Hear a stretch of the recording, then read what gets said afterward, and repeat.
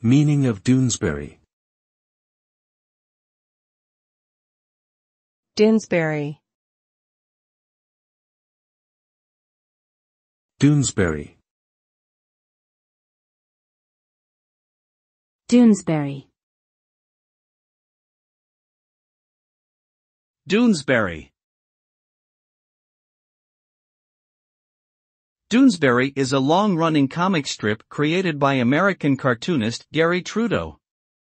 It first appeared in 1970 and continues to be syndicated in newspapers across the United States. The comic follows a cast of characters, including the titular character Mike Doonesbury, as they navigate through various social and political issues. Over the years, Doonesbury has become known for its satirical take on current events and its use of humor to address serious topics such as war, politics, and social justice. It has won numerous awards and gained a devoted following for its witty and insightful commentary on American society.